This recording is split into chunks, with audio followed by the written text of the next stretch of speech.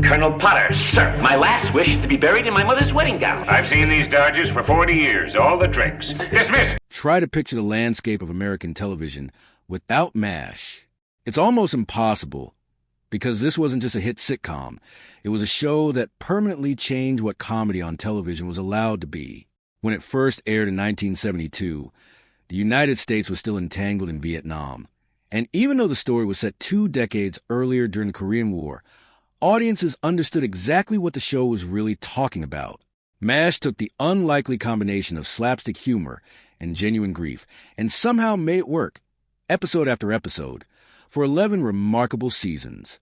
Its ensemble of doctors, nurses, and support staff stationed at the fictional 4077 Mobile Army Surgical Hospital became some of the most beloved characters in television history. But the story behind the camera was never as tidy as the one in front of it. As the show grew more ambitious, trading broad gag for genuine emotional weight, friction started to build among the people who made it. Several of the actors who helped define the series in its early years chose, for very different reasons, to walk away. Some left in a blaze of controversy. Others slipped out almost unnoticed. A few departed because the work had simply become too painful to continue. This is the story of why they left, what it cost them, and how their absences reshaped one of the most influential shows ever made. Long before it was a television phenomenon, MASH started as a novel. In 1968, a former Army surgeon named H. Richard Hornberger wrote a semi-autobiographical account of his time treating wounded soldiers during the Korean War, publishing it under the pen name Richard Hooker. The book mixed dark comedy with unflinching honesty about the horrors of a field hospital, and found a wide readership almost immediately. Hollywood took notice. In 1970, director Robert Altman turned the novel into a feature film, casting Donald Sutherland and Elliot Gould as the wisecracking surgeons Hawkeye Pierce and Trapper John McIntyre. The movie's irreverent tone landed perfectly with a country already exhausted by an ongoing war, and went on to win major honors, including top prize at the Cannes Film Festival and an Oscar for its screenplay. 2 years later, CBS turned the concept into a weekly series. Writers Larry Gelbart and Gene Reynolds built out the world further, giving the ensemble more room to breathe, and adding a serialized structure that let characters grow and change over time. Alan Alda took on the role of Hawkeye and quickly became the show's emotional center. The first season nearly got the show canceled due to weak ratings, but scheduling shift to Saturday nights turned things around, and MASH soon became appointment viewing for millions of households. The series took chances few comedies of its era dared to take.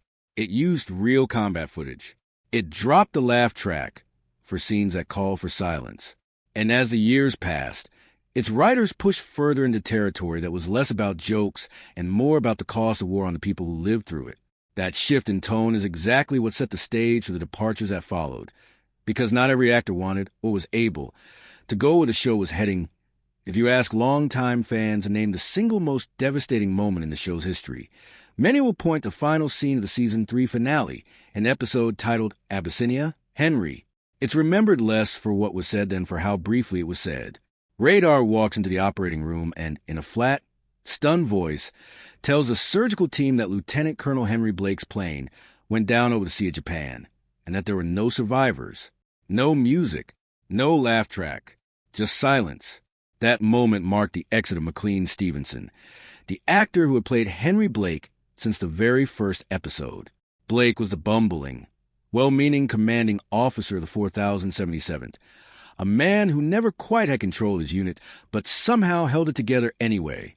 Stevenson's performance was warm and instantly likable, and it earned him a Golden Globe in the show's early years.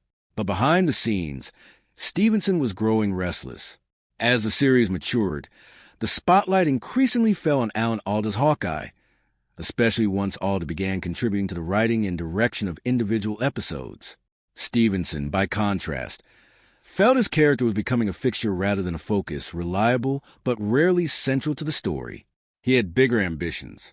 He wanted to headline a show of his own rather than remain part of an ensemble, and by the end of Season 3, he made a decision to leave. What happened next surprised everyone. Rather than writing Blake off with the usual sitcom send-off, a transfer, a promotion, a quiet retirement, the show's creators decided to use his exit to make a much larger statement. MASH was fundamentally a story about war, and war does not always let its characters go home safely. Killing off Henry Blake, permanently and without warning, was a way of reminding viewers that the stakes on this show were real. The backlash was immediate. CBS was flooded with letters from viewers, some praising the boldness of the choice, others furious that a character they loved had been taken from them so abruptly. The show's producers stood by the decision, insisting that the moment mattered precisely because it was uncomfortable. For Stevenson personally, life after MASH did not go the way he had hoped. He signed a deal with NBC and starred in a pair of sitcoms built around his own persona, but neither found an audience, and both were canceled quickly. In later interviews, he acknowledged that leaving MASH had been a mistake he came to regret deeply. The show, in hindsight, had been something rare and unrepeatable, and no amount of ambition elsewhere could recreate it. He continued working sporadically in television until his death in 1996, remembered by castmates as a genuinely kind and funny man. Even if his own choices had cost him the role that defined his career, if Stevenson's departure was a public spectacle, Wayne Rogers' exit was the opposite, sudden, unexplained, and almost invisible. Viewers simply noticed that his character, Trapper John McIntyre, was there in one episode and gone in the next, with no farewell scene and no real closure. Rogers had joined MASH expecting something closer to a true ensemble show, one where screen time was distributed fairly evenly among the leads.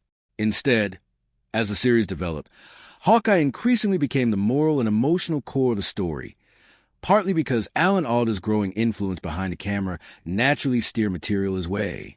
Rogers didn't resent Alda personally.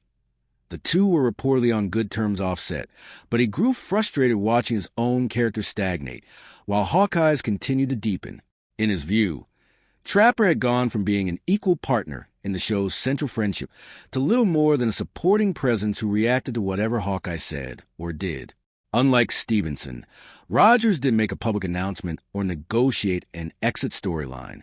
He simply declined to renew his involvement after Season 3, and the production reportedly didn't have full confirmation of his departure until shortly before filming for the next season began. This left the writers scrambling.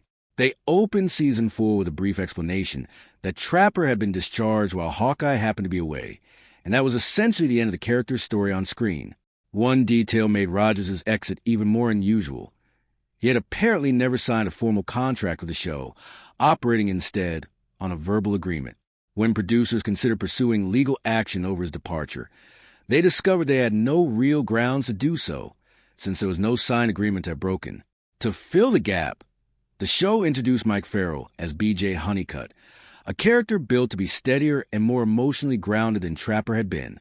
The shift in chemistry changed the tone of the series noticeably, trading some of its early buddy comedy energy for a more reflective dynamic between Hawkeye and his new partner. Many longtime fans still prefer the rowdier early seasons, though plenty of others feel the show only grew richer once it moved past that phase. As for Rogers himself, he didn't vanish from public life. He simply moved into an entirely different field. Leveraging a background in history from Princeton, he built a second career as a financial investor and eventually became a recognizable voice in business media, appearing regularly as a commentator on economic issues. He never expressed bitterness about his time on MASH, and Alan Alda spoke fondly of him for decades afterward, describing him as one of the sharpest people he'd ever worked alongside. When Rogers passed away in 2015, Alda's public tribute reflected a friendship that clearly outlasted the show itself. That of all the departures from MASH, Gary Berghoff's may be the most quietly heartbreaking because it wasn't driven by ambition or creative frustration. It was driven by exhaustion, both emotional and physical. Berghoff played Radar O'Reilly, the boyish company clerk whose almost supernatural intuition let him hear incoming helicopters before anyone else could. Radar carried a teddy bear, spoke with a nervous stammer, and represented something the rest of the unit had mostly lost: innocence. He was also the only actor from the original 1970 film to reprise his role for the television series, and he brought a gentler, more vulnerable version of the character to the small screen than the one that had appeared on the big screen. By the show's later seasons, though, the toll of the role had become significant. Berghoff struggled privately with anxiety and depression, conditions that received far less public understanding at the time than they do today. and the grueling production schedule only made things harder. He had also become a father, and the demands of filming meant long stretches away from his young daughter, a sacrifice he later described as one of the deepest regrets of his life.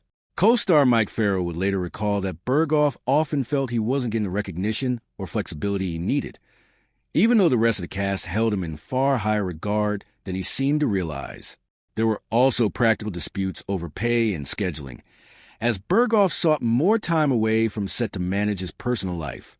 The producers tried to accommodate him where they could, granting additional time off in his later seasons, but it wasn't enough to keep him from ultimately deciding, by season 8, that he needed to leave for good. Unlike Wayne Rogers' silent exit, Radar's departure was given real weight on screen. The 2-part episode Goodbye, Radar is remembered as one of the most affecting storylines in the show's run. Radar returns from leave to find the unit struggling without him, tries briefly to fix everything the way he always had, and ultimately accepts that it's time to go home to help run his family's farm. The episode closes on a nearly wordless shot of him walking away, his teddy bear left behind on Hawkeye's bunk, a small, devastating image that said more than dialogue ever could. After MASH, Berghoff largely withdrew from the entertainment industry. He appeared in a short-lived spin-off that didn't catch on, then stepped away from acting almost entirely, turning his attention to painting, wildlife conservation, and inventing. He even held patents related to fishing equipment. He later explained that leaving had come down to 2 things: wanting to be present for his family, and needing to recover from years of burnout. Today he lives largely out of the public eye, occasionally surfacing at conventions or in the memories of fans who still remember the kid who could hear the choppers before anyone else. Not every departure from MASH stemmed from personal hardship or feeling overlooked. Larry Linville's decision to leave was, by his own account, a matter of creative arithmetic. He had simply taken his character as far as it could go. Linville played Major Frank Burns, the rigid, rule-obsessed, and deeply insecure surgeon who served as the show's primary comic antagonist for its first 5 seasons. Burns was petty, self-important, and hopelessly infatuated with Major Margaret Houlihan, and Linville played every note of the character's absurdity with real precision. Audiences loved to hate him, but as MASH evolved into a show more interested in nuance than caricature, Frank Burns became something of a structural problem. Other characters were allowed to grow, to reveal hidden depths, to be softened by circumstance, to surprise the audience. Frank, by design, largely wasn't. He existed to be the butt of the joke, and there's only so long an actor can play a character frozen in place, while everyone around him changes. By the end of season 5, Linville made the call not to renew his contract, later explaining that he felt he had exhausted what the role had to offer. His exit turned out to be more than just a cast change. It opened up creative space for the show as a whole. With Frank gone, MASH no longer needed a built-in cartoon villain to generate easy laughs, which allowed its comedy to lean more heavily on irony, character, and genuine human contradiction. Many observers see Linville's departure as a quiet turning point that helped push the series from merely popular to genuinely great. Still, his absence was felt. For 5 seasons, he had been a reliable source of both comic relief and dramatic tension, and the show had to find new rhythms without him. His character was written out off-screen, given an unglamorous administrative promotion rather than any dramatic send-off. Linville continued working steadily in television afterward, but he never again landed a role with the same cultural footprint as Frank Burns. Frank Burns' exit created room for a very different kind of antagonist. Enter Charles Emerson Winchester III, played by David Ogden Stiers, who joined the cast in season 6 as Frank's replacement. Where Frank had been a cartoonish nuisance, Winchester was something more complicated. Cultured, arrogant, brilliant, and fiercely private, a character built less for cheap laughs and more as a genuine ideological counterweight to Hawkeye and BJ. Stiers brought remarkable restraint to the role.